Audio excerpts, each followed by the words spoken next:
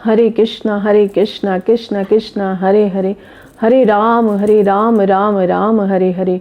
भोक्तारं यज्ञ तपसां सर्वलोक महेश्वरम, सुहृदं सर्वभूतानां ज्ञात्वा माम शांतिम ऋच्छति।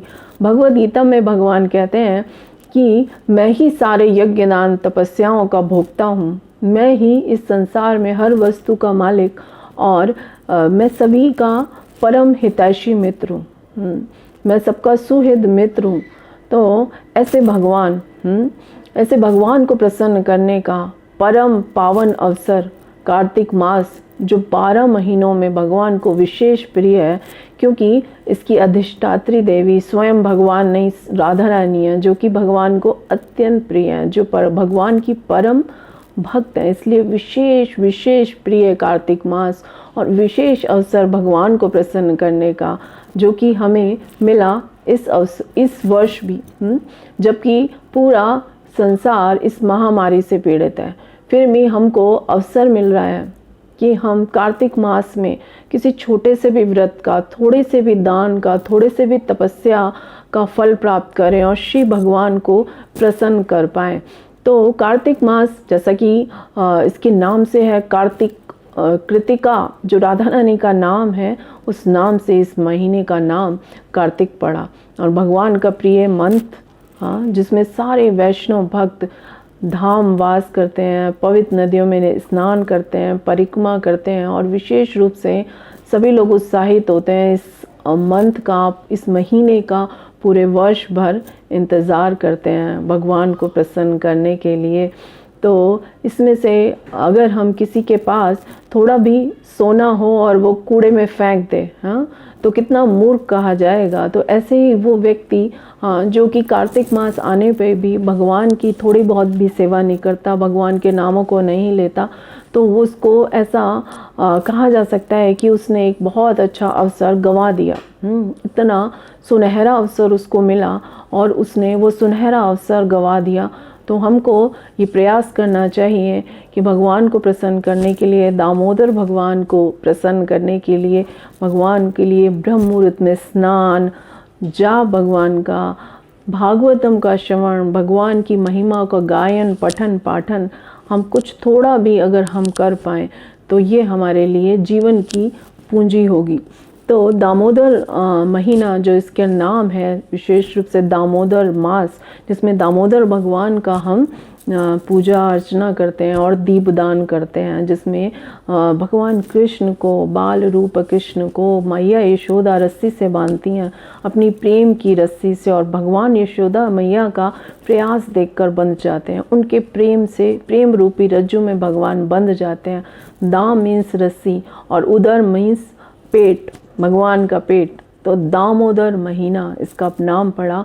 और भक्त प्रतिदिन भगवान को दीपक, मिट्टी का दीपक हम ले सकते हैं, और पूरा परिवार में से हर व्यक्ति के लिए एक एक दीपक लेकर शाम को दामोदर भगवान की आरती करें, दामोदर अष्टकम का पाठ करें, और भगवान के लिए विशेष बहुत सारी प्रार्थनाएं भागवतम में दी हैं, उनको गायन कर सकते हैं, गोपी गीत गा सकते हैं, और भगवान को दीपक ऑफर करना है सबने, हर पूरे परिवार के हर सदस्य का एक एक दीपक। ऐसा भक्त दीपदान करते हैं प्रतिदिन कार्तिक में। तुलसी पूजन, तुलसी सेवा, जो बहुत अधिक फल देने वाली है। इसके अलावा हम दूसरे व्रतों को भी कर सकते हैं कि कोई कुछ खाने, सिंपल भोजन करना। और कार्तिक क्योंकि चतुर्मास का आखिरी महीना है, तो इसमें उड़द की दाल नहीं खाना, और जो कि आपकी मनपसंद चीज़ है उसको छोड़ सकते हैं। कुछ खाने में तपस्या करें, कुछ हल्का भोजन अगर हम करेंगे तो हम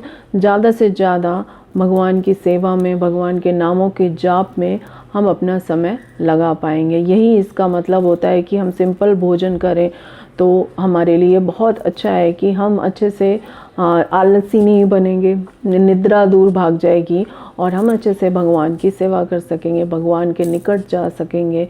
तो ये हमारा ये महीने का के अंदर का पुण्य है, इस महीने का ये पुण्य है, और ये कई गुना फल देता है कार्तिक। अगर हम इसमें थोड़ी सी भी तपस्या करें, थोड़ा सा भी व्रत का पालन करें तो 1000 गुना। और अगर हम धाम में धाम में जाके भगवान की कथाओं को सुने, उनकी महिमाओं को सुने, पढ़ें, तो कई लाख गुना हमें फल मिलता है। तो सबसे बड़ा फल है कि भगवान की हमें कृपा मिलेगी, भगवान का हृदय में स्थान मिलेगा, भगवान का प्रेम प्राप्त होगा, जो मनुष्य जीवन की परम पूंजी है। एक बार सत्यभामा जी ने पूछा था कि मैं आपकी ऐसे पटना रानी कैसे बन गई भगवान, है ना, ऐसे मैंने क्या व्रत किया था, ऐसे मैंने क्या तपस्या की थी कि मेरे को आपके संग में रहने का, आपकी रानी बनने का अवसर मिला, ऐसा भी क्या था। तो भगवान ने बताया कि पिछले जन्म में देव शर्मा एक ब्राह्मण थे और सत्यभामा जी उनकी पुत्री गुणवती थी और जिनका विवाह उन्होंने चंद्र शर्मा से किया था।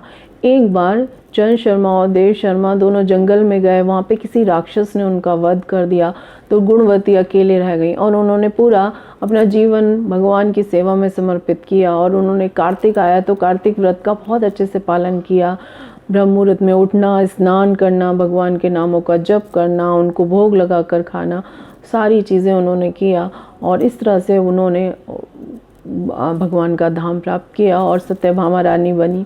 तो ये उनके तपस्या का, गुणवती जो थी उनकी तपस्या का फल मिला, कि उनको स्वयं कृष्ण पति के रूप में मिले। तो इतना बड़ा फल है और कार्तिक मास का। तो एक बार एक कोई चूहिया थी और जो कार्तिक में दीपक की बाती खाने के लिए उसने दीपक के पे मुंह मारा, तो वो बाती थोड़ा प्रज्वलित हो गई। तो उसको चूहिया को दीपदान का उसको पुण्य मिल गया, कि उसने दीपदान किया है।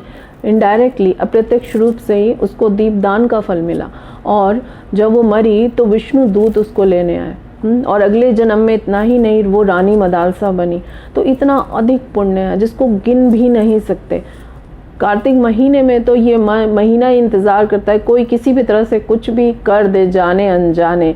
तो हम देखते हैं कि इस्कॉन मंदिरों की तरफ से विशेष रूप से यात्राएं, हरि नाम और सड़क पे भी जा के लोगों को दीपदान करवाया जाता है। मंदिरों से इनविटेशन जाते हैं कि आइए दीपदान कीजिए। और प्रतिदिन शाम के समय 7 से 8 के बीच में मंदिरों में दीपदान कार्यक्रम आयोजित किए जाते हैं, जहां हम अपने परिवार के साथ जाकर दीपदान करके आ सकते हैं। तो इतना ज़्यादा हमें अवसर प्रदान किया जा रहा है कि हम किसी भी तरह से दीपदान करें। तो हमको ऐसे प्लान करना चाहिए इस महीने को कि पहले से ही सारी तैयारी करें, सब दीप अरेंज करके रखें और ज़्यादा से ज़्यादा अपने परिवार लोगों से, परिवार के सदस्यों से और रिश्तेदारों से, फ्रेंड से, सबसे ज़्यादा दीपदान करवाएं, है ना, क्योंकि वो अनजाने में भी करेगा तो अगले जन्म में से भगवान की भक्ति प्राप्त होगी और हमें स्वयं ज़्यादा से ज़्यादा भक्तिमय कार्यक्रमों में इस महीने में निकालना चाहिए। तो इतना अधिक कार्तिक मास के महिमा है। तो ऊर्जेश्वरी, राधा रानी का नाम एक ऊर्जेश्वरी है और ऊर्ज व्रत भी कहते हैं कार्तिक व्रत को, जिस व्रत को हमें करने से ऊर्जा मिलती है भगवान की भक्ति को करने के लिए। तो आइए हम सभी मिलके व्रत लेते हैं कि कार्तिक मास का अच्छे से पालन करेंगे और श्री भगवान को प्रसन्न करने का और भक्तों को प्रसन्न करने का प्रयास करेंगे। हरे कृष्णा।